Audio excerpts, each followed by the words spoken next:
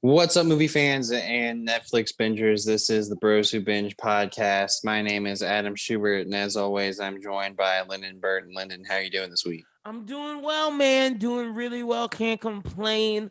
A lot of weird week for movies because we have the big Loki ending episode, which leads to the future of the MCU, which we will discuss. Got to give you your props. You're 2 for 2 now. You called the prior broker. You called the man behind the curtain. But I gotta say, you said it was one version of this character, but it's another version. But I still gotta give you props. Yeah. You said the actor would show up, and you'll understand that more when we review it. So I gotta give you props. But we got some Netflix trailers that been needing to come out. Finally, look at Titans. Excited for you to talk to you about Titans in this upcoming season. And we got some other stuff. But other than that, I'm really excited for people to stick around to the end for the Bachelorette talk. For sure. I mean, it's been a crazy time. A lot, we usually talk about what we've been watching. And really, it's just been a lot of Bachelorette, Love Island. I've been watching Big Brother. I've been watching US and UK Love Island. Been watching Love Island, Bachelorette, Dave, some sports, and a couple of movies here and there. Did I tell you I rewatched Mad Max? Did I tell you about the original? No. Furiosa and Tom Hardy. Fury Road. Bro, that movie is so good. That needs to be on Run It Back soon because I put that movie on thinking I was just gonna go to sleep, and I ended up just staying up till 3 a.m. watching it. Couldn't stop because I was like, oh, I'm at the edge of my seat. Nicholas Hoult, great in there. Such a good cast. Very underrated cast in that movie. Yeah, that movie's badass, man. It's better than any of the Fast movies. Oh my gosh, the Fast movies suck. And I'm sorry, y'all. We didn't go see Zola, but Zola's coming out on the 23rd, which is next week. So we'll watch it then at home. Yeah, for the same price that it would be at the theater. And we're usually theater guys, but we're trying to save. Honestly, I'm trying to save some of those theaters for Suicide Squad, Dune. Well, see, I'm not worried about the theater shit. Many Saints in Newark.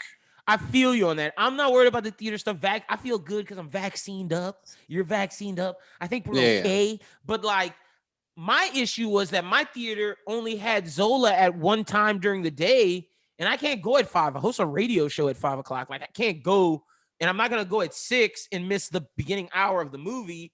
And then the other time was 12:45 a.m. What the fuck? That's been my issues with going to the movie theater right now too, is the times, just because they're not working as long. Yeah, they're not doing it like they used to. They're not there yet. Yeah, so it's we're the nighttime movie guys. Give me that 10:30 showing, and they're not doing that right now. Yeah. I mean, for my Zola stuff, it was 6 or 9:30. And I'm like, well, I mean, I want to eat dinner. Yeah, that's the thing. If you go at 9:30, you got to eat before. But if you go at 6, you can't eat dinner after because shit's closed. So yeah, no, I understand that hurt. But Suicide Squad, I'm excited for. Definitely going to do that in theaters because me and Schubert are going to be in the same town because we're going to be at Louisiana Comic-Con. Check us out. Actually, doing a live panel. We'll come out before that. Okay. August 6th is when Suicide Squad comes out. We're going to be talking about that in just 3 weeks, man. Oh. Well, Louisiana Comic-Con's in 3 weeks, huh? Nah, 26. Oh, I'm off. Well, the 26th, y'all come check us out. But yeah. So I'm excited for Suicide Squad. Definitely watching that in the trailer. The reviews are out. Should we talk about that now? The first look reviews, with some of the major people. You can mention that now. All right, cool. Let me go to James Gunn's Twitter because a lot of people are hyped, but I want to ask you your opinion of this after about is it fake? You'll see. Okay, so shout out to our guy, and I'm not calling him fake. This is our guy, friend of the show, came on the show. The people, one of the journalists we respect the most, our guy Humberto Gonzalez, Ace Scooper, El Mayimbe. He said the Suicide Squad is absolutely buck wild. I enjoyed the hell out of it. James Gunn has easily made DC's most enjoyable movie to date. Visually stunning, action-packed, full of swagger. Collider's own Frosty Weintraub said, absolutely love Suicide Squad. The movie is super violent, extremely funny, and a huge home run for James Gunn in DC Tons of surprises and things I wasn't expecting. Just a great movie. Brandon Davis from comicbook.com said Suicide Squad is absolutely insane, violent as hell, raunchy, and unforgiving. James Gunn is fully unleashed. It's sometimes overwhelming. It has moments of heart, humor, action, all of it. Relentless. There's nothing like it. Damn. A bunch of this is DC's best movie. If DC continues to do this, holy hell, sign me up. A lot of like James Gunn hit it out the park, which I said. Like, I mean, like, look, bro, I knew you bring James Gunn to DC, he wanted to shove it in Marvel's face. Like, they kicked him to the curb. DC was like, here, take us to the promised land. He's like, bet. Like, he had so much to lose with this movie. It wasn't like he had to put his heart and soul into it, and he even said that. He said he felt like this is the best work he's ever done. So if I'm a Marvel fan, it's like Guardians trash. Yeah, I mean, there was even coming out, I saw from like people who were deep into the film industry. They're talking about how like filming on Disney sets, Marvel sets is not very fun. Mm-hmm. I it's think very, cut and dry. So seeing James Gunn move into DC and seeing that being able to have the freedom to do what he wanted to do with the Suicide Squad could be great. But my big concern with the DC universe as a whole is like we're going to get this Suicide Squad movie that could, blow the doors off. And then what's the next one after that? Is it Batman? We get Peacemaker. Oh, well, Peacemaker's going to be fire. But I'm saying like, what's the next movie? Next movie? Oh yeah, it's Batman. Oh, okay. Well, then that's double. That's pretty good. It's the Batman. Because I'm just worried about after that. It's gonna be like, well, it's just after that's 2 Flash. gonna land. Oh my god! But and so then it all Adam. depends on Black Adam and Shazam 2 then. But I mean, the Flash has got to land. The Flash has the biggest weight on its shoulders because, unlike Marvel, which Marvel, I gotta give them their props. They did their multiverse over. What is now starting in WandaVision. Well, you can actually say started at Ant-Man, but then went to WandaVision. Now Loki fully embraced it. And then we're going to get Spider-Man, which is basically the version of Flash from Marvel, essentially Doctor Strange and Spider-Man. So Flash has a lot on its shoulders to accomplish the DC multiverse. And it will be they're the best multiverse, so they should be able to do it. Like Flashpoint is like one of the best multiverse stories out there. They should be able to do this. Yeah.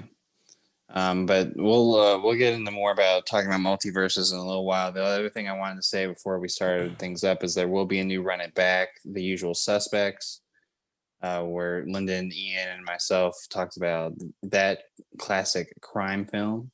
The Chris McQuarrie classic. The Chris McQuarrie classic. That's what we're dubbing it. We're not calling it about the two monsters that are known for it. We're calling it the Chris McQuarrie classic, the Benicio del Toro sleeper, the Stephen Giancarlo Baldwin, Esposito, the Stephen Baldwin's greatest hits. Fucking whatever happened to hits. The guy who played Dean. Whatever happened to him? What happened to Gabriel Byrne? Greatest hits. Fucking Giancarlo Esposito coming in as a solid 6-man. Great movie. Look, we said it over there. We explained why we did it. So go check it out. But it's this really great review. And I'm excited for you guys to hear it. And the next movie we're doing, well, you go listen to that. And then you'll find out the next movie we're doing. Because we announced it. And then the only other thing I saw movie-wise that's worth mentioning is I did see Fight Club. So now you don't have to accidentally spoil it for me anymore. Nice. Yeah, it was rough. I did that like twice. Yeah, but I honestly didn't remember. And so like when it did come to the point of Tyler Durden, of the twist, I was like, oh, interesting. Yep. Old Tyler Durden, Brad Pitt. I'm not gonna spoil it for people out there who haven't seen it, the younger viewers, but you should definitely watch Fight Club. It will be reviewed great Brad Pitt at movie. Some point. Great Helena Bonham Carter movie. She does a good job. Great David Fincher movie. Yeah. And speaking of David Fincher, we're getting into the Fincher bag soon enough, but that's enough on that. But Trooper, whenever you're ready, man, we got a lot to discuss, so I'm ready whenever you are. Yeah, I'm ready to jump in. Let's get started. So I wanted to start this week off with WitcherCon. I know we usually do trailers and then trailer section, but the season 2 trailer of The Witcher came out, and also the announcement of when season 2 will release. That's December 17th. Mm-hmm. The new season will bring in some new faces. The cast expanded with the addition of Adjoa Ado, who was the Queen in Bridgerton, Cassie Clare from A Brave New World, Liz Carr from Silent Witness, Graham McTavish, Who's playing a Witcher? He's playing a Witcher. I think so. Well, that's great because I really like him. He was from his stint on Outlander. I think he's playing the trainer. I think that's him who's playing the trainer of Cersei. Well, he's gonna kill that. I'm like 90% sure that's who that was in the trailer. Well, he's gonna absolutely kill that. Kevin Doyle, who was in Downton Abbey, Simon Calla from Four Weddings and a Funeral, and Chris Fulton from Bridgerton. Okay. So that's the cast. I want to see who he was. Chris Fulton. He is not playing a Witcher. He's playing a spy. Ooh. Oh, okay. He's playing a spy. Yeah, I really like that actor. Yeah, I like Graham McTavish as well. So shout out to him. He's a great actor. I would have him as like a mob boss if I casted a movie. He's that type of guy. But what'd you think of the trailer? Are you excited for The Witcher after all of the hype, after all of the fanfare, this being Marvel's flagship? I mean, not Marvel. This being Netflix's flagship show. Are you excited? Honestly, I really want to revisit the first season, kind of to remember exactly where we're at, because where we're starting off, as I recall, is pretty climactic part of like this whole Witcher story. So now, he's finally with the little blonde girl. I can't remember her name. Sorella. I think it's not Cersei. It's like, I'm pretty sure it's Cersei. Wow. That's what I'm saying. Like, I'm saying like this. It's been so long that like I really want to revisit because like I can barely remember their names. Ciri. It's Princess Ciri. Okay. Cirilla of Centra. Surrey, something like that. Yeah, Cirilla of Centra. You were right. I know Yennefer. That's all that matters. Yennefer, yeah. So like I'm excited for mainly just that we got an announcement of when it's happening, because last week on the pod we were talking about where's this Witcher 2? When's this happening? But see, doesn't this make you I hate that I always bring this back to Bebop, but doesn't this make you scared that this is dropping the 27th and they said Bebop was coming in the fall and we still don't have a trailer? Like, what's going on? Like that's all I want to know. But we're not here to talk about that. The trailer looked cool for The Witcher. I'm excited to see us go outside of Cirilla of Cersei or whatever. Whatever land they're in, Sire, whatever the hell that is. And they're going to be leaving that, going to Ciri's like native lands. No, they're going to Geralt's native land.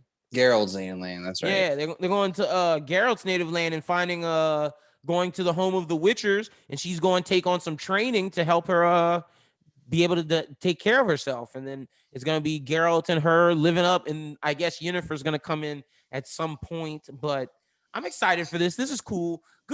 I'm happy for Henry Cavill. Let me say that. I need to see it on December 17th. The trailer didn't wow me, but I'm happy for Henry Cavill. And this is Netflix's biggest show right now. They needed to succeed. Yeah, the one thing I didn't put into the news that kind of fits in this, because this is a video game property turned movie. Netflix made the announcement they wanted to tap into video games. So I think the conversation was like, what Netflix originals could we see turn into video games? I actually had a pretty good tweet following on one of the threads where I thought Old Guard would be a really interesting video game. It'd be a great video game, but Netflix is just fucking bobbing for apples because they realize that Apple, HBO, and Amazon are kicking their fucking ass in Disney Plus. I was just really confused with the story at first. It was like Netflix is gonna add video games. Like, wait, were you gonna play video games on Netflix? I don't get it. Are they gonna be a video game licensing hub? Or are they gonna create original video games? And if it's original video games, they need some fucking money to do that. They're already in debt. But like, Netflix. But I mean, that could be cool. And I should have said this in the beginning, but since we're talking about Netflix and this is our show and we can take detours, have you heard of the new show Sex Life? I've heard that there's like season or episode 3, 20 minutes in, you have to like fuck all that. I didn't even see that. I didn't even see that because I know what you're dude talking with about. the biggest dick or something like that. It's a TikTok trend. I didn't see that shit. Schubert, the whole world right now is watching softcore porn. My girlfriend's like, oh yeah, one of my friends told me we should watch this, blah, blah, blah, or I should watch this. This is a good show. And I was like, all right, let's see what it is. I'm sitting down, me watching it. And I'm like, wait, they really fucking right now. This is like Cinemax fucking. This is, no dick is being showed, no vagina, but we'll see tits. We'll see her riding, getting doggy style. Like, it's some softcore porn people are watching. And I'm like, damn, they really got y'all fooled right now. Yeah, people are digging that softcore porn. The times have changed. I'm like, what the fuck is going on right now with Netflix? That's weird. I have not watched that show. Please watch it so you can see it. Like, if this was 2000, this show would be on Cinemax, 100%. Yeah, I don't know, man. That's weird. I didn't even know about that. You didn't know that, I watched it.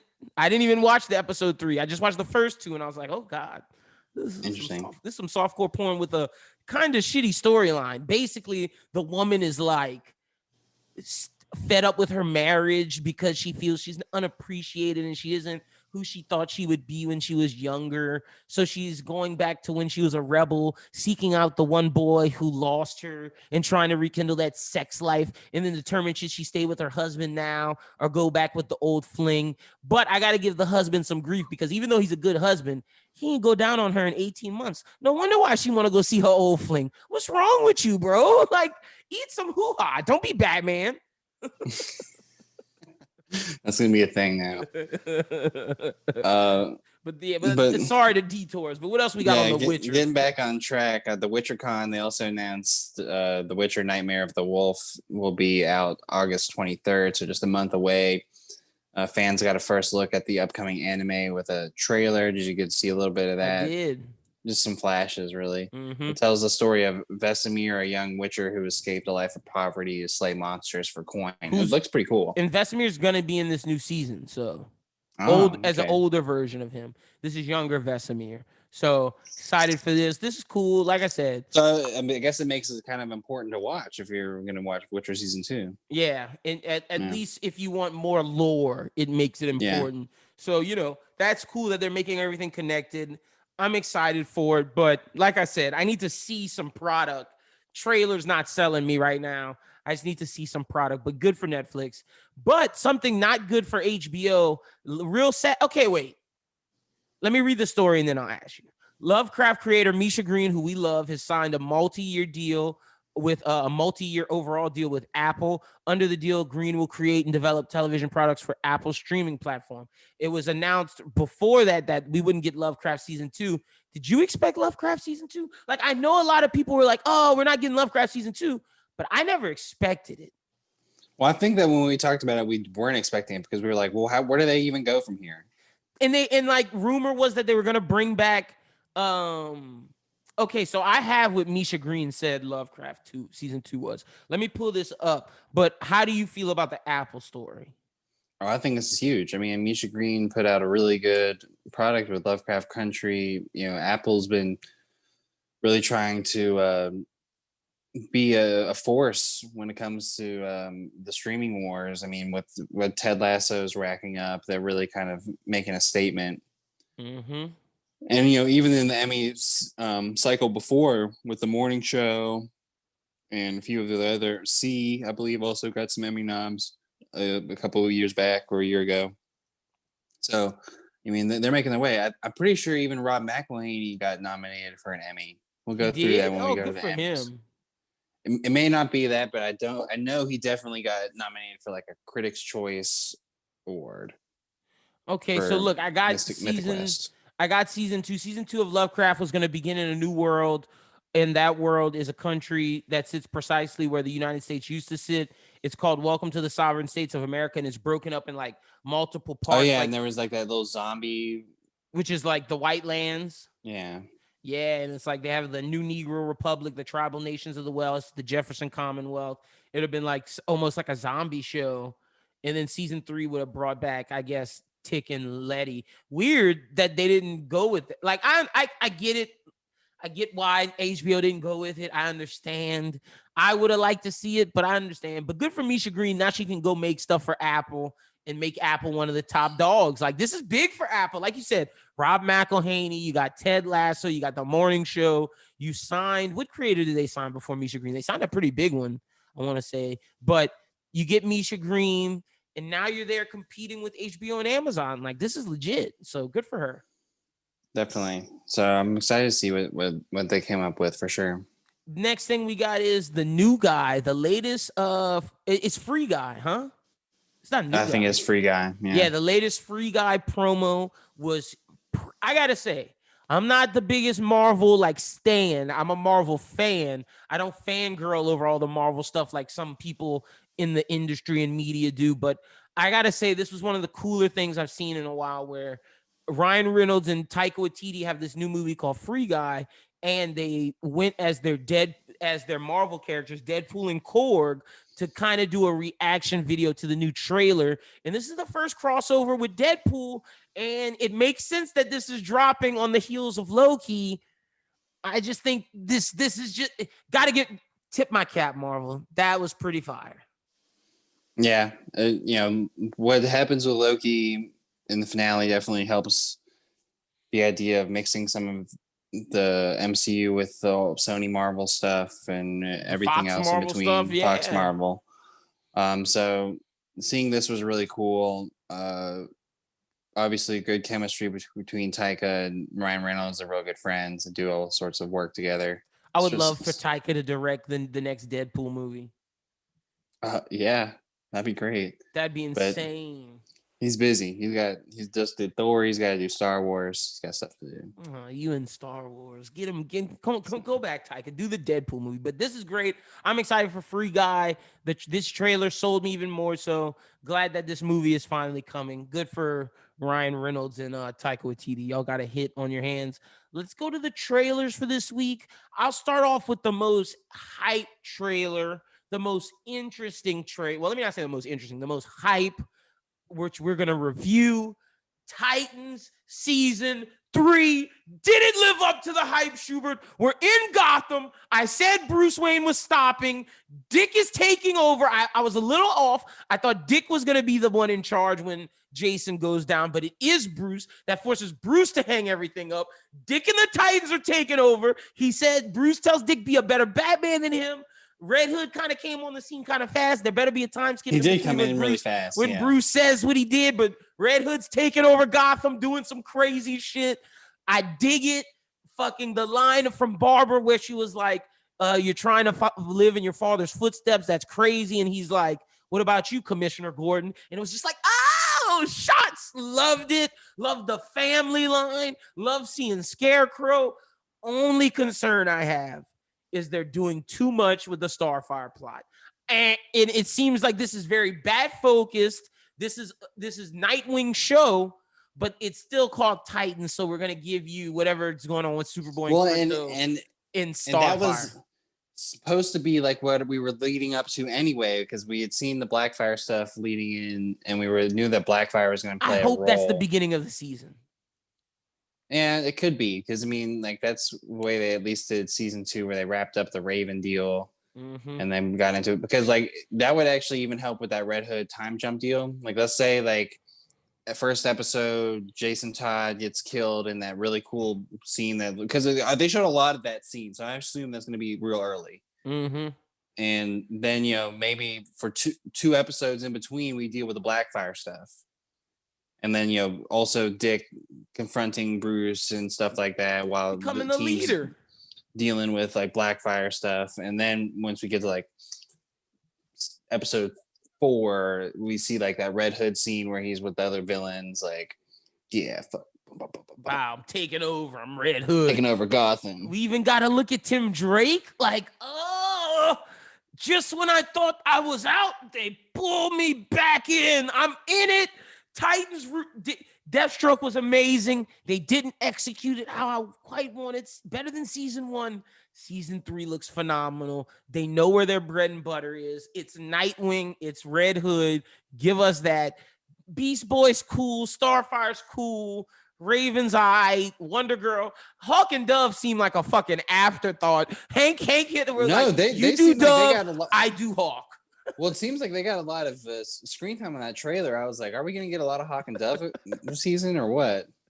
They're back. And then Wonder Girl's in the promotion, so she's alive. They're just like, fuck it. Like, y'all know she's alive. We're bringing her back. And I'm like, how y'all got her on the poster? And we don't even know if she's still alive. Crazy, spoiling shit. But I'm hyped for Titans Season 3. It's almost here. We're going to review it. HBO Max has signed it. It's playing on TNT. This is great. This is great. So shout out to Titans, really excited. And shout out to our guy, Brian Edward Hill, writer of Titans, really excited for him as well. Now, something that's close to here, Louisiana, there's a new movie called Blue Bayou, which I was shocked. I saw the trailer, really good. It features the guy from, what's that college movie where the two friends, Miles Teller and the other guy, get the guy from Blue Bayou drunk. And he has a doctor's. Oh, where like the one is it where 21 it's like and Jeff up? Chang. It's 21. It's and Jeff over. Chang. Yeah, Jeff Chang is this guy. Oh, so yeah, that's who that is. That's Jeff. You didn't realize that was Jeff Chang, and you want to go on the schmodown. Well, I didn't really look that closely at who this dude was. I'm just fucking with you, Schubert. That was a shot. But 21 and over, yeah, Jeff Chang. It's name. 21 and over, yeah, and that's because they say that his name 103 times. Justin Chon, that's him. But he's He's the I think director and lead actor. Yeah, he is. He wrote it too. He wrote it and directed it. Is he from Louisiana? Oh no, he's not. Know. No, he's just. I tell you who I did recognize. Alicia Vikander. Yeah, nice. And the cop is, who's that cop, bro? That cop's in something we watched recently. The fucking the real dad cop who sends him to ICE. I don't remember. But this looks great. Blue Bayou looks great. Shout out to Justin Chon. This is big for his career if this works. Oh, Mark O'Brien. He's the in Ready or Not. He's the husband. Oh, okay. Yeah, he's the husband. Yeah. So, but this is big for Justin Chon. Good for him. I like the story of the whole ICE situation. It's a very interesting spin on it as well. The fact that he is now has to pay $5,000 for this lawyer, so he's turning back to the life of crime that he escaped. This is going to be a tearjerker. Oscar bait for Justin Chon, huge. Festival darling. And it looks great though. Got to give him his props. And the final trailer we got, we got two more. I guess I'll talk about Turning Red, the new animated movie. It looked okay. It's just like Disney turning another POC character into an animal or a. Yeah, I saw that, but I don't really have too many qualms with that because I feel like I don't know enough about who is telling the story, but it seems like, I don't know. I'm just saying, I just want to point that out. You know, we had Luca turned into fish people. Coco, they turned him into some skeletons. Soul, they took him out the black man body. What I will say about this is it looks really stupid. Yeah, it didn't look as good as Encanto. I loved Encanto. This did not look. Encanto looked cool. Raya was cool. This does not look good. Yeah, this wasn't for me. But something that did look cool is the new Netflix documentary, Pray Away. Boy, did this documentary just blow my mind. It's about the people who started the slogans in America about pray the gay away, and they started the conversion camps. They were big spokesmen for it. But it turns out they were gay themselves, and this was just like a way to escape that and lie about it. Crazy documentary premise. I'm watching this shit. It really kind of is one that I think is really interesting for you and me because we live in the South where this is really pretty prevalent. Really prominent. If we have any listeners in the North, let me tell y'all, the conversion camps, conversion churches, that shit still exists.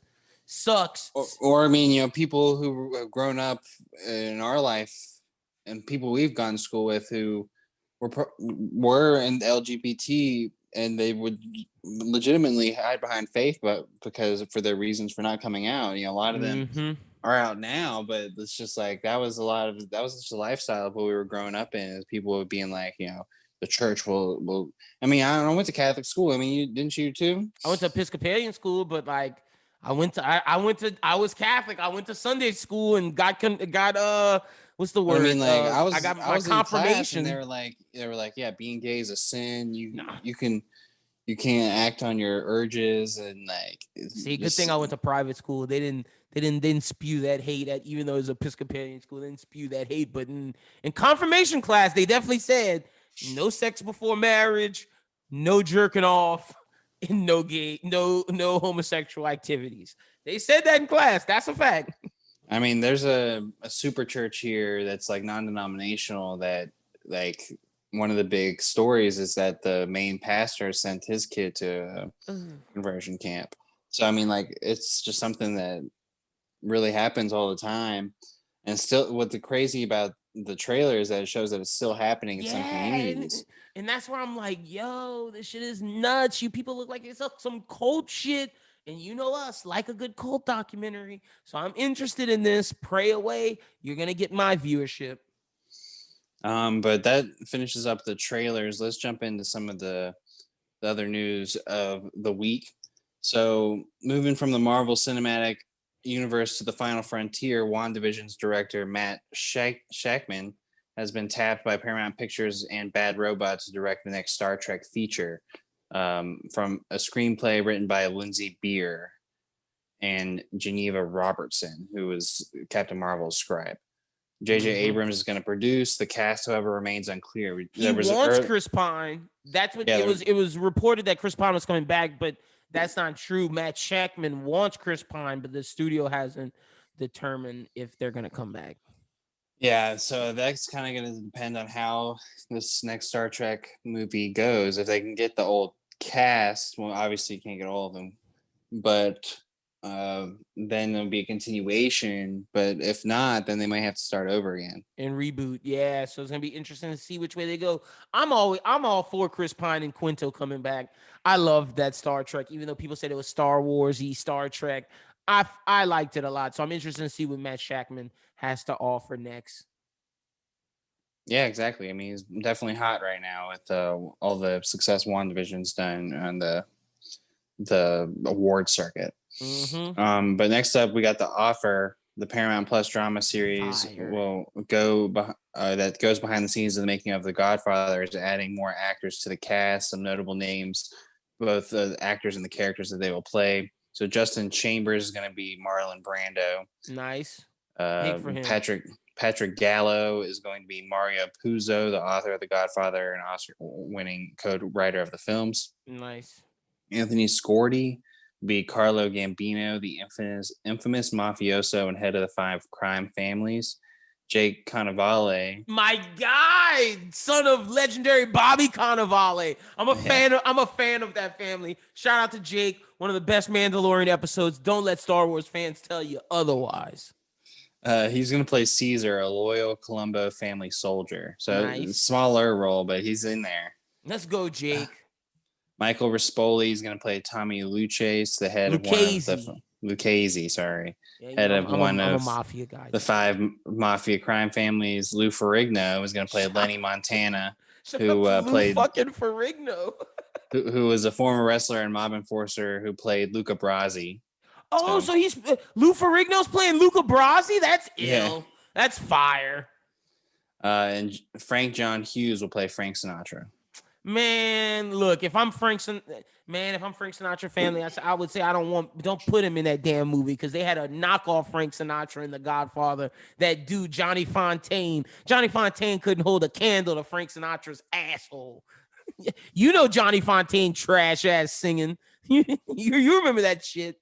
Fucking it's pretty bad. Fucking Johnny. And this dude Frank John Hughes doesn't even like look in the least bit like he could be Frank Sinatra. But I digress. Ooh, I just remembered what my movie on the rise is, but that's neither here nor there. That's just for later, but I know what it is. All right. Next up we got Nicolas Cage. What? No. You didn't see this? It's over. No, the Cage Renaissance is done. Nicolas Cage won't play Joe Exotic. Amazon shelves the Tiger King project. It's probably because The Read it. fucking other thing was great, but okay. Sources close to the situation say the project may be shopped to other outlets. We should clear the record. Cage told Variety. I read two excellent scripts, which I did think were excellent, but I think Amazon ultimately felt that it was material that had become past tense because it took so long for it to come together. They felt at one point it was lightning in a bottle, but that point has since faded in the distance and is no longer relevant. That's why I fuck with Amazon. Because that Kate McKinnon show is going to be like, haha, that's funny. But old news. Exactly. Good for Amazon. I was sad, but good for them. Nicolas Cage, don't do it. Don't do it. Keep the Cage-a-sons active. I mean, he's not doing too bad. I mean, you could check out my review of Willy's Wonderland on Letterboxd. And who knows? Maybe on Movie on the Rise, I have a suggestion of Nicolas Cage. Who knows? Yeah, exactly. But yeah, that's about it. I mean, I'm not too sad about this whole Joe Exotic thing. I'd rather just let the Kate McKinnon one ride. Because I mean, they've already got more of the cast of that, and I kind of like the cast that they're starting to put together on that Peacock show. Now it just makes me look at Dennis Quaid like, bro, what you doing? Like, what are you doing?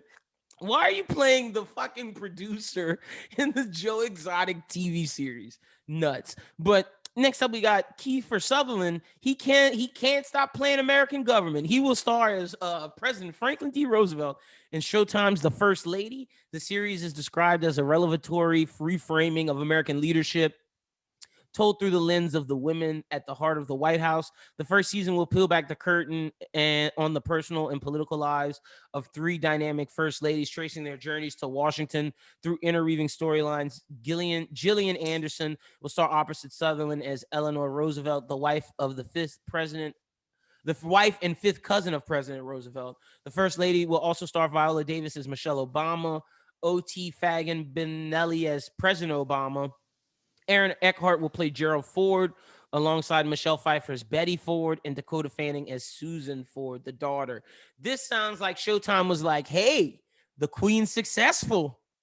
Let's tell the First Lady stories about America. They show some interesting First Ladies. Eleanor Roosevelt was probably the first famous First Lady. Mm-hmm. I'm surprised they didn't choose Jackie Kennedy. That's what I was about to say. I was like, I understand I understand Eleanor Roosevelt. I understand Michelle Obama. What I don't understand is Betty Ford. That should have been Jackie O. Oh, I can't. There's an argument for Betty Ford. I can't remember exactly all the things about Betty Ford at the moment, but she was pretty prominent at the time. Okay. Even old lady Bush, Laura Bush, I would have thought would have been Laura, Hillary, or Jackie Kennedy. I thought would have been chosen over Betty Ford. Yeah, she did a lot with political activism in the 70s, which was kind of a really big time to be doing political activism, especially as the First Lady. And they were thrust into that based upon the Nixon deal. So like they had what a lot a crazy cast though. You got Michelle Pfeiffer, you got Gillian Anderson, you got Viola Davis. Like this is Showtime really saying the Queen was successful. Let's try it. Hopefully it works.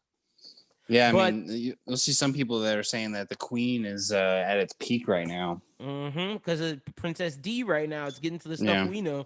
But next up, a story that I'm excited about, and Schubert's a hater. MTV is reviving one of its classics. MTV Cribs.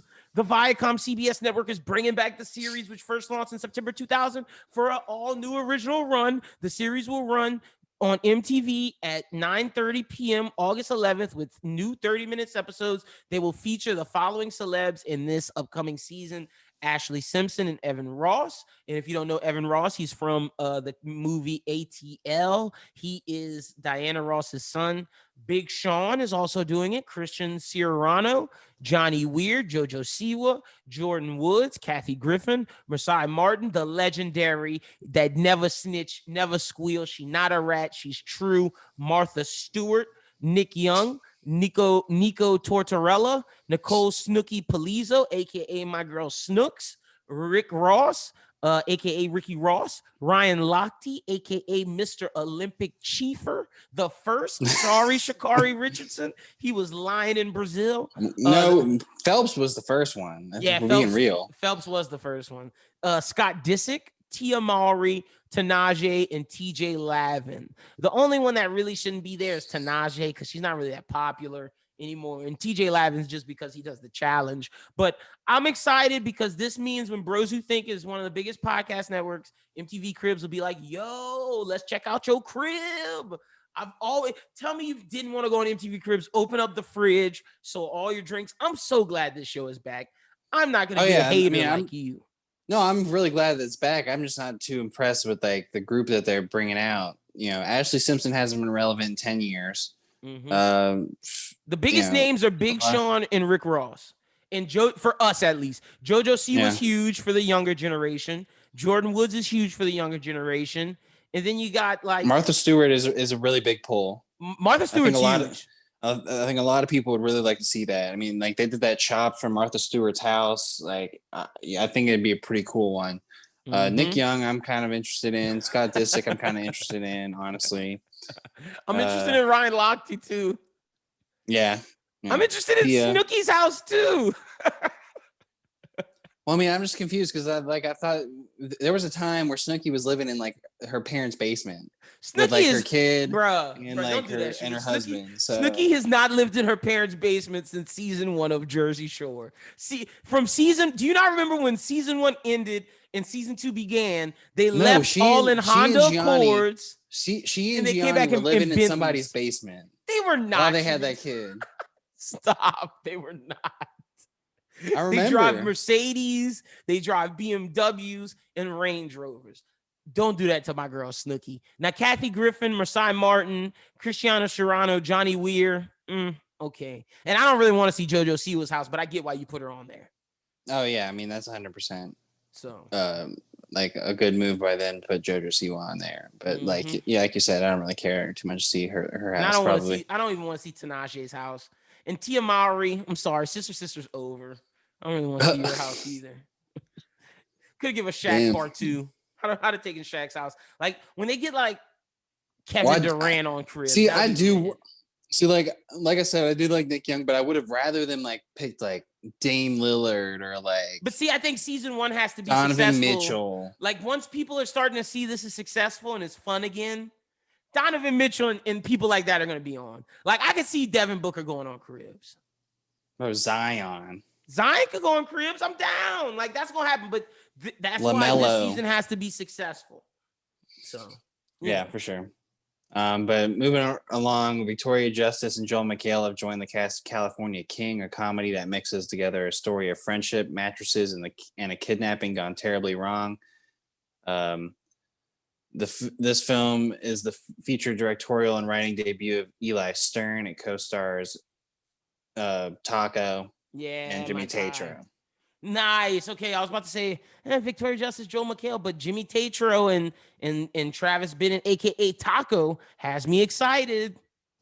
Yeah, I feel like having Jimmy Tatro and Taco in there kind of makes me feel like it's going to be good. Isn't that crazy? No, I mean it's just going to be goofy, but like not in the worst way. And even having Joel McHale on there makes me feel a little bit okay because I mean Joel McHale does some bad stuff, but like as more so recently he's been like doing some things that are a little bit better. So I could trust that. Victoria Justice is just a weird name to put on anything. She's trying to make a comeback. I guess. I don't know enough about Eli Stern. This is his featured directorial debut, but we'll see how it goes. I'm wondering where this is going to end up. It seems like a Netflix movie. Yeah, that's what it sounds like. Or maybe Hulu. If they're lucky. So Vertical Entertainment has signed a deal with Mr. Smith Entertainment of North American, or for the North American distribution rights of a romantic comedy, The Hating Game, which stars Pretty Little Liars actor Lucy Hale and Austin Stoll. Vertical is planning to give it a theatrical release later this year. The Hating Game, which is based on the hit novel by Sally Thorne, tells the story of kind-hearted Lucy Hutton, played by Hale, and her cold, efficient nemesis, Joshua Templeton, played by Stoll. resolving to achieve professional success without compromising her ethics, Lucy embarks on a ruthless game of one-upmanship against Josh, a rivalry that is impossibly complicated by her growing attraction to him. The Hating Game novel was a 2018 USA Today bestseller and was published in more than 20 countries. It's often identified as one of the key originators of the recent rom-com boom. It ranks 7th on Oprah's 20 best romance novels of all time. Nice. Glad for you ladies out there. So I wasn't too excited about it when I heard it. I was like, Lucy Hale and Austin Stowell, like, what kind of cast is this? But like seeing how big of an impact the novel had, maybe makes it interesting. But it does seem like a really stupid concept, if I'm being real. I have no comment on this because I'm not a rom-com fan. But if Schubert says it's stupid, I'm rolling with him. But something that I'm excited for, Reggie Bush is ready to tell his side of the story in a new documentary from Believe Entertainment Group, the studio behind the Oscar-winning Dear Basketball. Kirk Frazier, ESPN's 30 for 30, who made Without Bias, is set to which is a good one. Yeah, which is the story of Lynn Bias, which will look at Bush's role in leading USC to multiple national championships, as well as the scandal that overshadowed his legacy. Let's go! I wanted this so bad. This is one of the good ones. And I need this, and then I need the Florida Gators 30 for 30, the 4-part episode of how Florida just was dirty. The Tim Tebow era, like how you have all these murderers and cheaters and steroid users, and then you have God sending Tim Tebow. Yeah, and Urban Meyer, who's in the ringleader of it all. And we're going to see more of Urban Meyer. He's mucking it up in the NFL too. But, focusing back on this Reggie Bush story, I think this is going to be a really great, with NIL stuff going on right now. It's really going to show the hypocrisy of what the NCAA is doing to Reggie Bush and his legacy. And it's great that he's going to be able to tell his side of the story. I'm just wondering where this is going to come out. I feel like Amazon should pick this up. HBO maybe too. Yeah, somebody. And grab it. Because don't let ESPN do this. It doesn't seem like it's going to be a 30 for 30, which the era 30 for 30s are over. Like HBO and Amazon have the best sports documentaries. Well, after HBO spit out that Tiger doc, I'm just like, HBO, handle it. And the Maradona doc they put out is just as fucking good. So y'all make sure you check out all of that. But next up, we got Paris Hilton is cooking up a new project, a new series with Netflix, Cooking with Paris. The show will launch globally on the streaming giant August 4th with 6 half-hour episodes. In the series, Hilton will invite her celebrity friends into her kitchen as she navigates new ingredients, new recipes, and exotic kitchen appliances. Hilton will take viewers from the grocery store to the finished table. According to Netflix, Hilton will embrace her very newly domestic side, which she learns to saute, sear, zest, and show off her culinary expertise or lack thereof, glam kitchen wardrobe, party throwing skills, and some of her fab celeb friends. Sounds like she's trying to become this generation's Martha Stewart. I'm not watching this fucking show. And I love cooking shows. Fuck this. Go give a real chef a fucking show instead of fucking Paris Hilton, or go get somebody interesting. Yeah, that was my whole thing. I was like, how is Paris Hilton still relevant? She's not. This is her trying to rebrand. Ugh, and it's her trying to do her simple life bullshit where it's like, ooh, I can't cook. Watch me not be able to do anything. And then invite people who can cook and be like, oh, watch me saute. Like, I don't want to watch that. I want to watch Netflix. Don't do this shit. Bring back Chef's Table worldwide. The cooking game show Chef Table. Or is it what is it? Yeah. What is it? First Chair? Well, you know what show I'm talking about. What the fuck? I know what show you're talking about. Oh my gosh. But I mean, nobody at the moment, and I guess, I hate to bring up the Discovery Plus stuff, but like, what Discovery Plus did with having the Final Table show. The best cooking show I've seen recently is the Chopped Weed show. Oh, it's that good. Shit's fire. They did Chopped Weed on Discovery Plus? Yeah, like they have a whole Chopped series where it's just weed.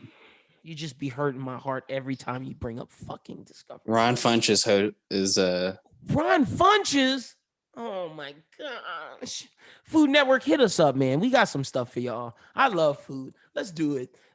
Me and Schubert will go around the world eating shit. We'll be the new, God rest his soul. We could never say we're as good as that. Not even close.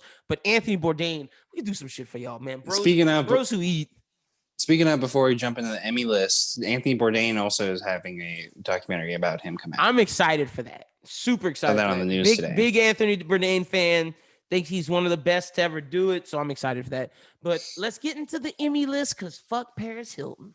Yeah, starting from the bottom of the Emmy list, we got animated program, the Big Mouth, Bob's Burgers, Primal, The Simpsons, and the South Park Pandemic Special. Mm-hmm. You know, you said you saw all of this season of Bob's Burgers. You said that it was pretty fire. It was great. I loved it. I hope Bob's Burgers takes home the Emmy. Yeah, I guess like the other one that would be close to the Pandemic Special, since it was just one episode, I just can't see it winning out. And Big Mouth, really, this wasn't their best season, so I could see where Bob's Burgers could pull this away. Mm-hmm. I'm with you. Let's see. Variety Special. They got Bo Burnham Inside, David Burns American Utopia, Dave Chappelle's special on Netflix, The Friends Reunion, and Hamilton. It'll probably be Hamilton. Okay. Yeah. Even though Bo Burnham Inside. should win. It could be Inside. I hope it's Bo Burnham though. Variety Special is kind of stupid. Variety Sketch Series, just a Black Lady sketch show on Saturday Night Live. Black Lady sketch show is hard. Shout out to that show. It might win it. Yeah, Saturday Night really Live good. is not that hard. That's true. All right, what we got next? We got the guest actor and actress in a comedy series. For actor, you got Alec Baldwin for doing Trump in Saturday Night Live, Dave Chappelle and his Saturday Night Live, Morgan Freeman for the Kaminsky Method, Daniel Kaluuya on Saturday Night Live. He did a really good job. And Daniel Levy on Saturday Night Live. Guest actress in a comedy series, you got Jane Addams on Hacks, Yvette Nicole Brown on a Black Lady sketch show, Bernadette Peters on Zoe's Extraordinary Playlist, Issa Rae on a Black Lady sketch show, Maya Rudolph for Saturday Night Live, and Kristen Wiig for Saturday Night Live. Okay, cool. All right. Best actor in drama and actress, Don Cheadle for Falcon Winter Soldier, Charles Dance for The Crown, Courtney B. Vance for Lovecraft Country, Carl Weathers for The Mandalorian, and Timothy Oliphant for The Mandalorian. Give it to Cobb Vanth. Wait, who else is it? Cobb Vanth, Carl Weathers, and who? Courtney B. Vance from Lovecraft. Oh, Don Cheadle that's who should win it. Courtney B. Vance was great. Guest actress in drama series, Alexis Bledel for Handmaid's Tale, which is a recurring character, so I don't know how she's a guest actress, whatever. Claire Foy for The Crown, McKenna Grace for Handmaid's Tale, Sophie Okonedo, Ratchet, and Felicia Rashad for This Is Us. Okay. Moving to supporting actor in a limited series or a movie and actress. Daveed Diggs for Hamilton, Jonathan Groff Hamilton, Anthony Ramos Hamilton, Evan Peters Mayor of Easttown, Give It to Him, or Thomas Brody Sangster, I can't remember which one that is right now. It's not Dudley, I don't think, but that's for the Queen's Gambit. Okay. And Papa Isidou for I May Destroy You. Shout out to Papa Isidou. And for actress, Renee Elise Goldsberry for Hamilton, Catherine Hahn, WandaVision, Moses Ingram, Queen's Gambit, Julianne Nicholson, Mayor of Easttown, Jean Smart, Mayor of Easttown, Philippa Sue, Hamilton. Give it to Jean Smart, man. Or Catherine Hahn. I mean, yeah, that's who I want to win it. Shout out to Catherine Hahn. Oh wait, Jean Smart for Mayor of Easttown? Yeah. Oh wait. Wait though. Sorry, Catherine Hahn. Jean Smart was incredible. Like I loved Catherine Hahn, but Jean Smart, that's my choice to win. That's what I'm saying. Like for Mayor of Easttown, some of these people that are up for Mayor of Easttown, I'm like, ooh. Yeah. Okay. What else we got? And hold on. And the other person who was nominated for Mayor of Easttown was Julianne Nicholson, who was what's her name? Lori Ross. Yeah. Ooh, good for Lori. She's going up against Jean? Yeah. Oh, damn. Give it to Jean over Lori. Actor and actress in a comedy series. You got Carl Clement Hopkins for Hacks, Brent Goldstein, Ted Lasso, Brendan Hunt, Ted Lasso, Nick Mohammed, Ted Lasso, Paul Reiser, The Kaminsky Method, Jeremy Swift, Ted Lasso, Kenan Thompson for SNL, and Bowen Yang for SNL. Sounds like it's gonna be a Ted Lasso winner. Probably. Supporting actress in a comedy series. Juno Temple, Ted Lasso. Hannah Waddingham, Ted Lasso. Cecily Jesus. Strong, SNL. Stop reading these Kate McKinnon, comedy things. SNL. It's just gonna be Ted Lasso. SNL's not Amy winning Bryan, this shit. SNL. Hannah Einbinder, Hacks, and Rosie Perez for The Flight Attendant, who did a Shout really out to- great job. Shout out to the Hacks girl. I haven't seen Hacks. Heard it's really good. Supporting actor in a drama series, Giancarlo Esposito, The Mandalorian. No. OT, what? I was gonna thought it was the boys. OT Fabengli, who we just talked about earlier, who's playing Obama. He's nominated for Handmaid's Tale. John Lithgow, Perry Mason, Tobias Menzies, The Crown, Max Minghella, Handmaid's Tale, Chris Sullivan, This Is Us, Bradley Whitford, The Handmaid's Tale, and Michael K. Williams, Lovecraft. Oh, I like Chris Sullivan in This Is Us. He's great. This is Michael K. Williams' award. I'm sorry. Give it to Michael K. Williams. What he did in Lovecraft was exceptionally phenomenal. I have to agree. Now let's move on to actress. Gillian Anderson, The Crown. Helena Bonham Carter, The Crown. Madeline Brewer, Handmaid's Tale. Ann Dowd, Handmaid's Tale. Anjuan Ellis, Lovecraft Country. Emerald Fennell, The Crown. Yvonne Strahovski, Handmaid's Tale. And Samira Wiley, Handmaid's Tale. Is Anjuan Ellis, is that girl from the TVA? I don't think so. Who is that? Is that the mom? Is that Courtney B. Vance's her wife? Let me see how this is spelled again. Which one is this from Lovecraft? Anjuan Ellis. Let's see. Because depending on who it is, Anjuan Ellis. Let's see. Oh yeah, that is okay. Wait.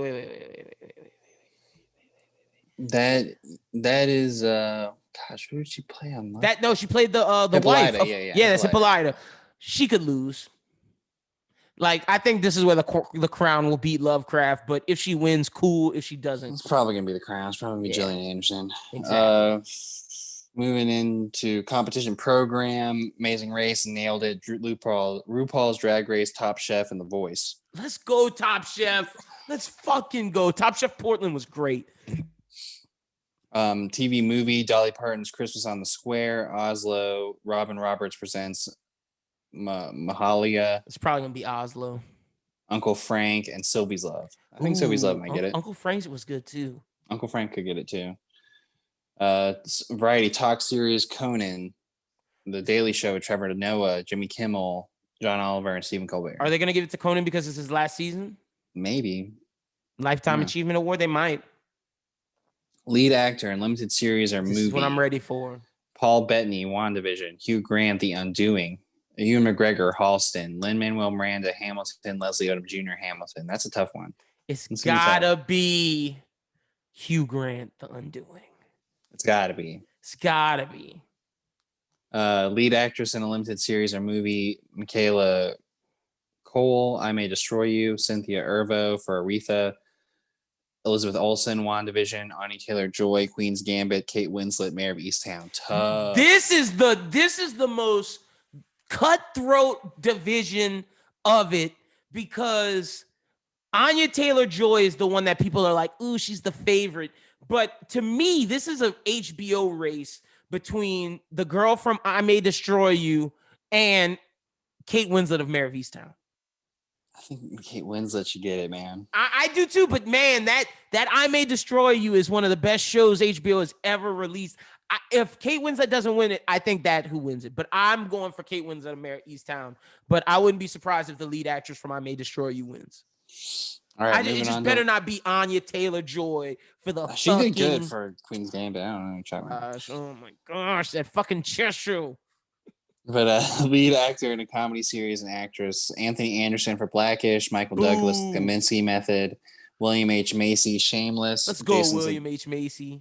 Jason Sudeikis, Ted Lasso, and Kenan Thompson for Kenan. That's who's gonna win. Shout out to Jason Sudeikis.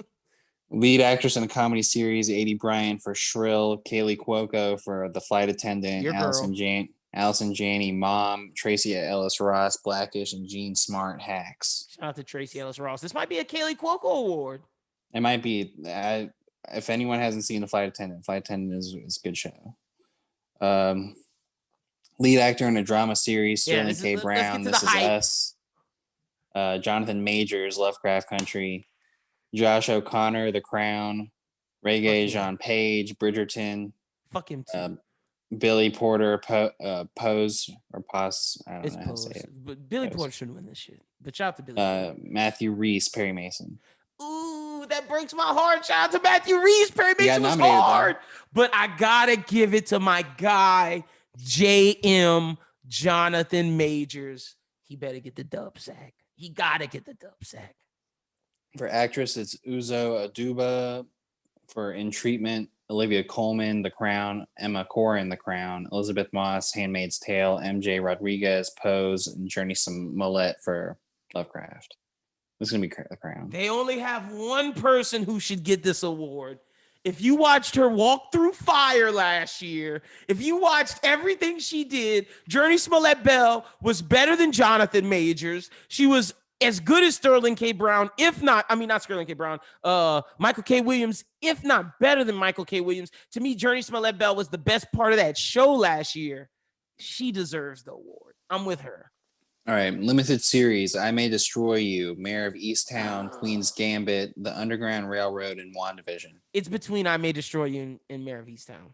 Mayor of Easttown should win. Did Evan Peters not get nominated? Shout out to my guy Zobel? He did. Who is he battling? All right, let me go back down there. It was I think it was guest actor in a drama series. He was a guest actor. No. It was supporting actor in a limited series. He's going up against Anthony Ramos, Jonathan Groff, and Daveed Diggs of Hamilton. Oh, geez. Let me look up which guy this was on Queen's Gambit. Hopefully, the Queen's Gambit guy. Man, when Zobel gets shot, it's like huge. Yeah. Spoilers for the one of the main guys on Queen's Gambit, the guy who was in like Maze Runner and all that, Thomas Brody's Sangster, and Papa Isidue from I May Destroy You. Shout out to my guy Papa Isidue from Gangs of London. I hope it's either him or Evan Peters. All right, my bad for cutting you off. All right, let's go back. Mayor of East. I think it's between Mayor of Easttown and I May Destroy You. Straight up. Now, see, I would prefer if the girl won lead actress for I May Destroy You, but Mayor of Easttown won for best show. I'd be okay with that. That's fair. And vice versa. For all the people who were so excited about WandaVision and all their nominees, I just can't see them winning anything. They're not about to win shit. It's they might win some of the lesser awards. They're nowhere near Mayor of Easttown or I May Destroy You. Like, that's great television. Y'all are talking about grief. Wanda dealing with grief. Go watch I May Destroy You, and you can watch a real person deal with grief. It's not a comic character. And I'm the comic book guy. I got fucking action figures right there. But like, if we want to talk about acting and really messages of grief, it's not WandaVision. I'm sorry. Let's move into the comedy series. It's going to be between the Boys nomination at. Oh, The Boys is not in there. The Boys is coming. The Boys is not nominated. Not at all? Oh, wait. Yeah, it is. Never mind. Yeah, shut your mouth. Shut your whore mouth. All right. The comedy series is Blackish, Cobra Kai, Emily in Paris. Let's go. Let's go. I told you. ENP is the shit. Shout out to Emily in Paris. I told this man it was good. She was like, nah, that show sucks. I've never seen it, but whatever. Hacks, The Flight Attendant, The Kaminsky Method, Pen 15, and Ted Lasso. I'm pulling for Pen 15. Yeah, it's gonna be Ted Lasso. I love Pen 15. It's great. It's gonna be Ted Lasso. Yeah, it will be. Drama series: Bridgerton, The Crown, Handmaid's Tale, Lovecraft. Let's go. Pose, This Is Us, The Mandalorian, and The Boys. Let's go! Let's fucking go! I have 3 dogs in this race because This Is Us is my shit. I love Lovecraft. But my God, if the best show on television is not The fucking Boys, then I don't know what it is. Fuck the Emmys if they don't give it to The Boys. Shout out to my guys. I'm just surprised if The Boys is being nominated for drama series in the Emmys, then where is the cast for Carl Urban? That's because they hating. It's too graphic for the Emmys. Fuck y'all. Let's go. Yeah, but that's the main nominations for the Emmys. Because Tony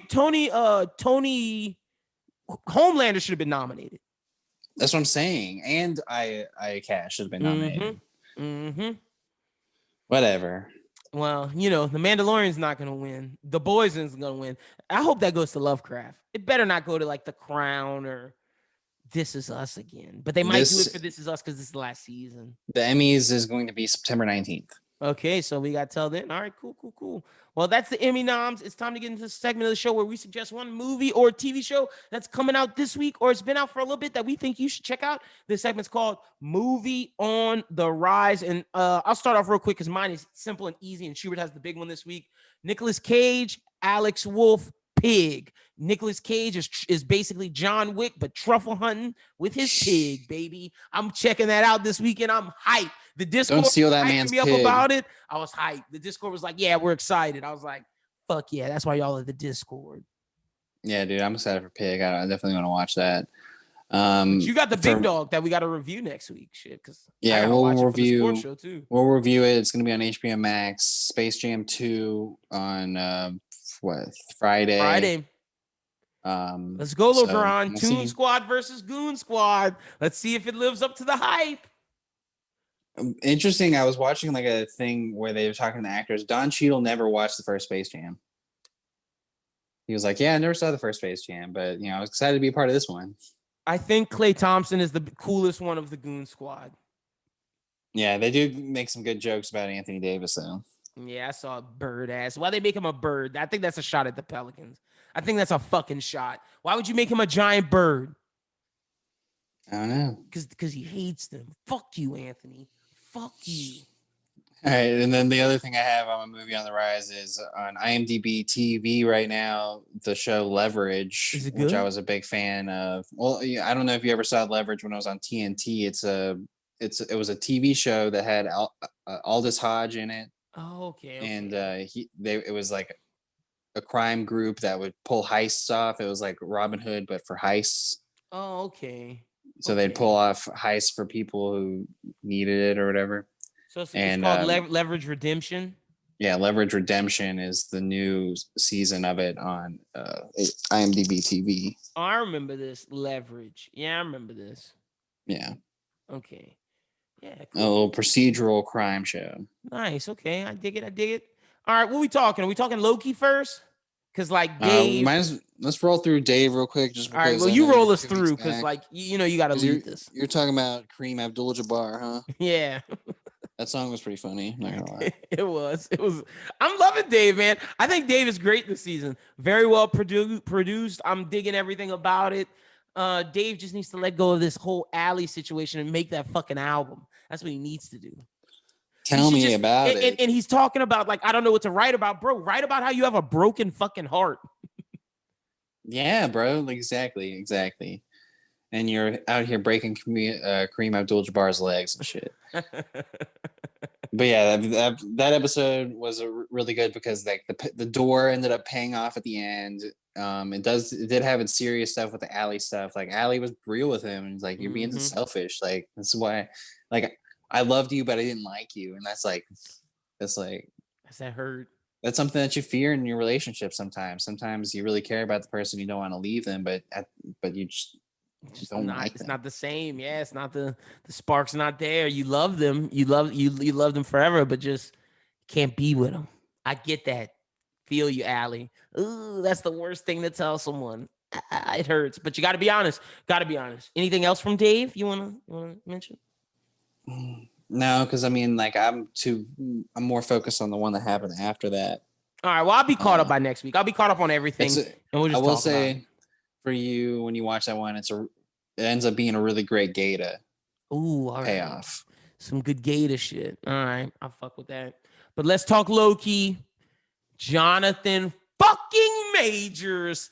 I love it. I loved it. Honestly, Schubert, I'm gonna be honest. And you said that this was the best Disney Plus show. I have to disagree with you. I feel like you could have watched the first episode of Loki, the fourth episode of Loki, the fifth and the sixth, and gotten everything you needed. I don't know. I mean, I feel like when you look at the three,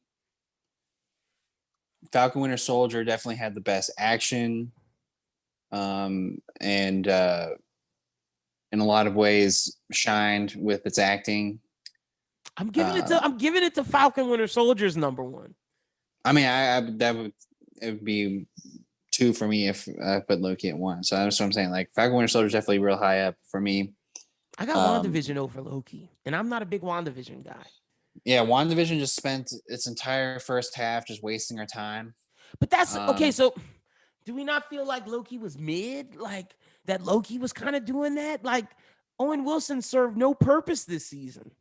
But well, I mean, like still at the end, like as much as it did push things along, it didn't really push much along WandaVision. Where Loki pushed a lot of stuff along. See, okay, I feel like all right. I'll say this: Loki pushed the most along out of the three, but Loki had like the most doesn't matter storyline out of the three for him.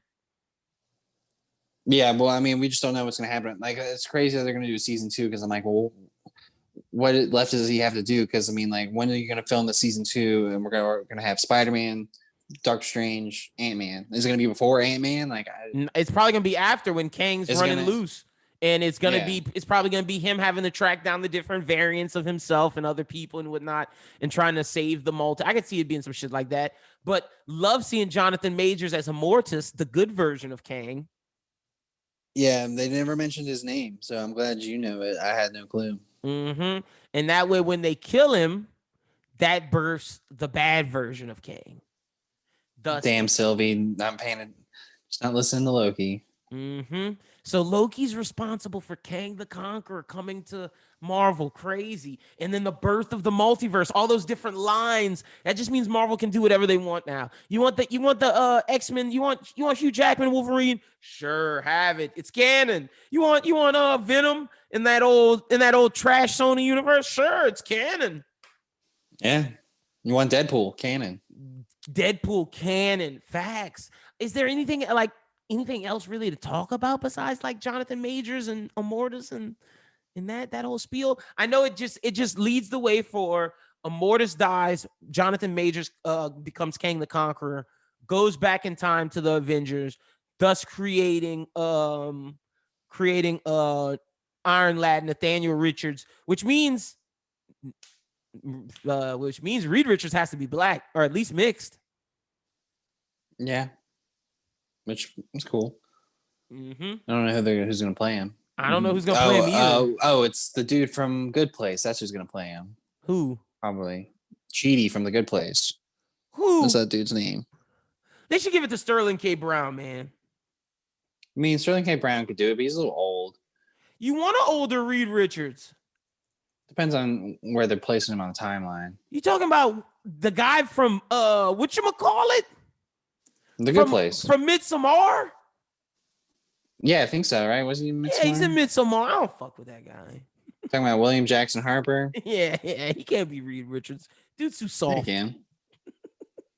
He's too soft, man. Give it to Sterling, man. Let's go SK Brown, SKB, Sterling K. Brown. I'm for it. And you gotta get somebody that kind of looks like Jonathan Majors. Yeah, I guess so. Well, Sterling K. Brown don't look like Jonathan Majors, but neither does William Jackson Harper. But no, it's whatever. Gonna be interesting, man. This is all leading up to what's gonna be kind of interesting too with Jonathan Majors is gonna be seeing him play Kang and then looking back on the character that he played in this because everybody was like, is this gonna be how Kang is? No, this is the good version of what's gonna come. Like he's gonna be insane. Yeah. So I'm excited for that. I'm crazy. Jonathan Majors is the next big bad of Marvel. Yeah, I mean, I thought he did a really good job in this episode. But I mean, like, I thought the conflict with Sylvie and Loki was pretty interesting. I just think what was the most surprising for me with this series is that you took Loki and then gave him some purpose. And like a lot of people were talking about, like he was one of the most underutilized characters in the whole thing because he was in 2 shitty Thor movies. and was in the first 5 seconds of Infinity War. So like Mhm. we didn't really get to see much of Loki in like a good capacity. So like this was like the first time, really the first time that I had really ever seen Loki in general. Like I remember him from Avengers, but I didn't watch those Thor movies, so I didn't really ever seen Loki do anything. But I was impressed by Tom Hiddleston. I thought that Oh, Tom Hiddleston's great. he did a really good job of making this character a little bit more prevalent into the mix of the MCU. So I think Look, that they did a good job the with way that. I'm looking at it, there's two sections of Marvel right now. There is the magic multiverse side, which is Doctor Strange, Loki, Wanda, and Spider-Man. And then there's the street level Thunderbolt team up with Elaine, my girl Elaine. Yes, I'm talking about yeah, Julia you're Louis talking Dreyfus. yeah, And that's the Captain America, Black U.S. Widow, agent, U.S. agent, Yelena Hawkeye. Balarova, Hawkeye, fucking, and I think Shang-Chi's part of that mix too. He's probably a little bit of both. See, because I think the Abomination cameo is gonna tie into us getting either Red Hulk on the Thunderbolts or Abomination. All right. Because they're in Madripoor. Yeah. So we're either gonna see Sharon Carter or Probably gonna see Sharon Carter. or Julie Louis Dreyfus. Yeah. So The power I think there's broker. two sections of Marvel right now: the street level guys and then the magic cosmic people. And I think they're gonna bridge the gap soon enough with Secret Wars. Yeah. That's what this is leading to: the Kang the Conqueror and Secret Wars. So much coming. It's gonna be wild. We'll see how it all turns out. But shout out to my guy Jonathan Majors. I hope you get an Emmy, brother. Loving it. Wish you would have been in DC, but it's okay. God, Right, so if that's John time, David man. Washington, if John David Washington is Reed Richards with Jonathan Majors as Kang the Conqueror, I'm gonna have a heart attack. It's not happening because he's gonna be Green Lantern. Thank you, Schubert. Thank you. I'm gonna have a heart attack if he leaves Warner Brothers. God, makes me want to go watch Tenet right now. Such a fucking great movie. But these people have the balls to say Black. Did we ever talk about that man's trailer for Beckett?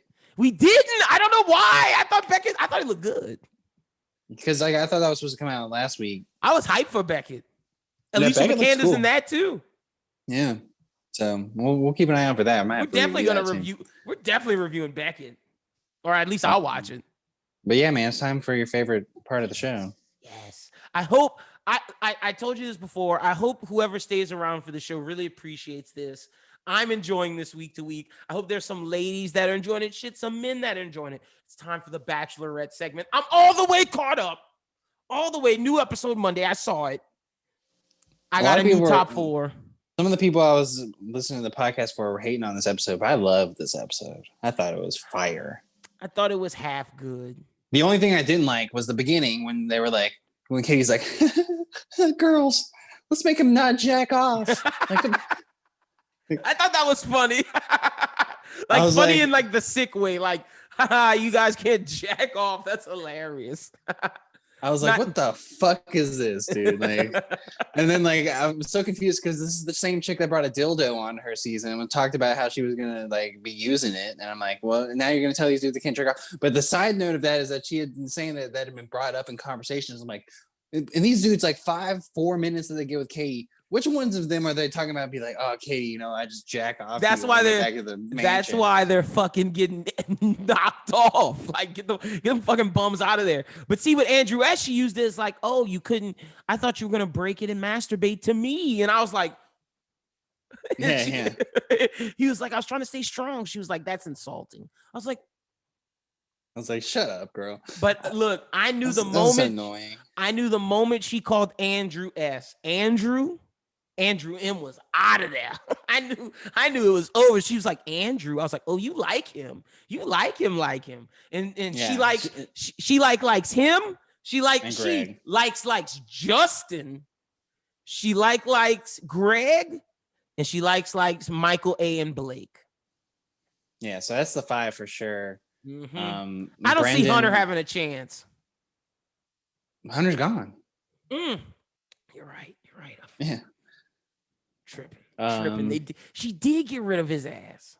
Yeah, first date this on this episode was Justin. It was really surprising because like at the Didn't expect beginning that. of at the promos, they said that 5 people were going home. So I thought that Justin was going to make it off that date, but it ended up going real well and it seemed to make a connection. But we didn't learn anything about Justin, which is really annoying. Yeah, it was just like that was the weirdest thing. She was like, I want to make deep connections with him, but it was like, y'all just told each other fake vows. Like, I was like, if I was him, I'd have thought that was a weird date because, like, don't fake marry me. The issue with casting Katie as the lead is kind of a similar issue that they had with Matt James, but they didn't let us know enough about Matt. But now they're almost oversharing about Katie. They're like, we're going to tell everything we're going to put Katie's cards out on the line, but we're not going to tell you enough about the guys. Life. So like, we don't know enough about a lot of the guys except for really Michael A. and Andrew S. That's the only two we know. And that's why that leads me to believe they're the two people in the finale. No, I think Michael A. is going to go home. I think he's going to pull himself out. Oh, you think he's the one that's leaving because of his son? Yeah, I think he's going to pull out. So that would leave Greg, Justin, Andrew S., and Blake, which would be your hometowns. Okay. That's what I'm thinking. Okay. I'm thinking I think Michael's gonna pull out, and then he's. So you think all that stuff about Blake not being here for the right reasons is just fake editing? Oh, he's 100% there for the right reasons. What are you talking about? Who says that? No, I'm talking about like on like the commercials, how they always like edit stuff together. And it's like Blake's out here looking for Tayshia goes talk to him. That was like in the previews. I guess so. But I mean, like Blake's going to win. So I don't know. You think Blake's going to win? Yeah. He's getting the good edit. Like anyone could have gone out in there and did the boombox thing for Katie. But the producers were like, hey, Blake, they like him for some reason. And so like they're pushing him in to do all that. That like, I'm telling you, this Justin guy, Justin's the dark horse right now. I could see him winning. Maybe. I was hoping that he was going to go to Paradise. There's still a possibility that might happen. But I'm glad, bro. I felt so bad for Connor B. That man went on a double date. That's fucked up, Katie.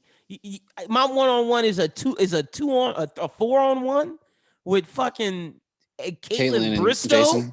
Ugh, nasty. And I don't like Caitlin Bristow anymore. I'm Team Tayshia. Fuck Caitlin Bristow. The double date, if it's not with someone that's like a 100% contender, like if Greg went on that date, then it probably wouldn't have been like this. But Katie actually got out on her season on a double date. Or at least when someone else was brought in on the date. So like that's almost like a sign at this point in the Bachelor Nation. It's like if someone's brought in on your date, then you're probably going home. Like apparently he's just not a good enough kisser. He gets sent home. Katie didn't feel no sparks with those lips. Yep. So sad for Connor B. He's a good guy. It was one of the first times. He's going to Paradise. He's going to Paradise. It's one of the first times I've seen them let them say goodbyes after being kicked off on a date. It's because I guess like those guys. She even yeah, you're right. On a date, you're right, Connor. Yeah. But it's because of that. I'm telling you, it's because of the alcoholic story. She didn't want him going off the deep end. Well, I mean, she didn't even know that he did that because like Blake mentioned to it later on. She was like, "Oh, he went back." True. She didn't even know. True. It's whatever. Yeah, they got his ass so out Connor's of there. gone, and then with the whole Hunter bullshit. Later, she got rid of all of them. She said, "Fuck it, all of y'all that's starting mess out of here." Well, it's the thing. Andrew it goes to what you said. Andrew S. tried to warn him. It was like, spend time when you're having your time with Katie. Talk about your relationship. Don't be talking about this BS. And then like when the every guy went in there. James, Trey, Aaron, Hunter. They all went in there talking about that BS. They did, and then like in their interviews, they're like, you know what? Maybe I should have spent more time talking about ourselves in a relationship. I'm like, oh, really, Trey? Really, Aaron? Trey was like, I need to be honest so she knows. I'm pretty sure they were just like, yeah, we got these guys out of here by snitching. Let's keep it going. Let's keep this party going. And by the time James jumped on, she was like, wait, what the fuck? Because James was like, yeah, I'm with these guys. Fuck yeah. Fuck Hunter. Fuck Thomas. Fuck these guys. And Aaron kept doing that. That's why Aaron sticked around for so long. That was the craziest thing when it went to the final rose, and then she said Brandon. I was like, who? Brandon?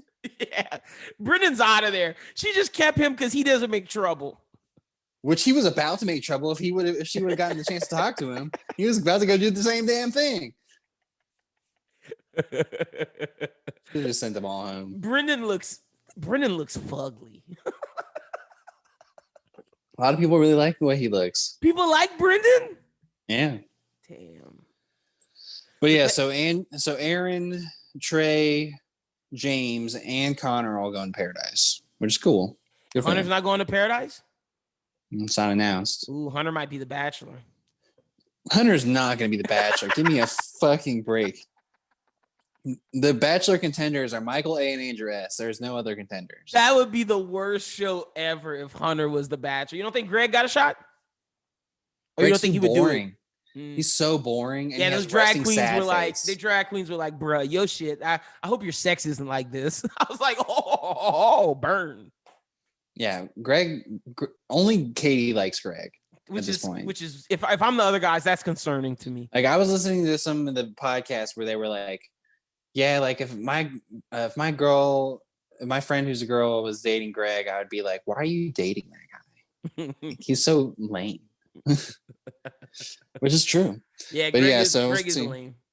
I think Michael A might not do the Bachelor thing because he has a life.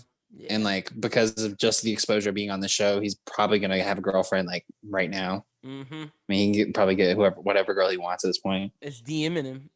It's sure all up in his DMs. So I mean, and then Andrew S can get past the scandal. I think he'd probably be Bachelor. But see, I thought Justin was part of the scandal too. Now he is, and his is a little bit worse. Yeah, Andrew S was just saying bad things about. We don't need to go into it. Yeah, we don't have to go into it. But yeah. Justin was actually like saying like bad stuff. Yeah, Justin was wilding. I saw the Justin tweets. Andrew S was bad, but Justin was really bad. Yeah, exactly. Like so we'll Justin was so bad that people forgot about Andrew S. And the thing that a lot of people are forgetting when it comes to picking the next Bachelor is that we do have Michelle's season that's going to happen before the Bachelor. So maybe the Bachelor comes out of Michelle's season. That's true. That's true. But before that, we get Paradise. I'm excited about it. Somebody said that Justin is a baby of Esteban Julio Ricardo De Rosso, Montoya Ramirez, and dude from All American, the quarterback. Justin and his eyes are always popping out of his head. His expressions. He makes the best facial expressions. That's why he's been. That's why he was kept on to this long. But he nailed his one-on-one. So there you go. He nailed it. I'm trying to see these tweets to see how bad it is. Tweets describe kind of. Oh, he was bad. Oh, he really went there on the LGBT community. Oh, Jesus, this guy is wilding, Justin. You, sir, you're a wild boy. I see what you mean. He was going crazy. Yeah, he was saying bad stuff. Yeah. How young was he? I want to say he was 16. Okay. All right. Doesn't excuse it, but he was 14. Oh yeah, Andrew was 16 when he said it. That's a little better. It's bad, but it's a little better. Yeah. Well, I mean, it's just difficult because a lot of people just don't understand like what 2012 and 2011 were like. I mean, they were different eras. Anytime something pops up on my Facebook memories, I delete it. I get that shit out of here. Got to. But that's pretty much it, Shuby. Yep, that's about it for this week on the Bros Who Binge podcast. Check us out. Next week, we'll talk about Space Jam 2. Talk about Dave. We'll talk about more Bachelor. But other than that, might bring in a topic next week. Who knows? Might bring in a topic, but Lyndon, let us know what's going on with the network. Like Schubert said at the beginning, new Run It Back. Check that out. Usual Suspects review. Check out the latest episode of the Bros Who Think podcast. New anime talk should be out soon. Be sure to check that out. Other than that, that's pretty much all we got. All right. Tell them where you can find me on social media. Oh, yeah. You can find the Bros Who Think at Bros Who Think on Twitter. You can find me at LinBWT on Twitter and on Letterboxd because I've been reviewing some stuff. Last thing I reviewed was Grand Budapest Hotel, Black Widow, and Ocean's 11. So check that out. All right. You can catch me on Twitter and Instagram at AShuber14, Letterboxd at AdamBWT. Talked about Fear Street Part 1 I'm probably going to do part 2 pretty soon, Loving Monsters. So check all that out. And thanks for listening to this week's episode of the Bros Who Binge podcast. Tune in again next week, and everyone have a great week. As always, keep binging.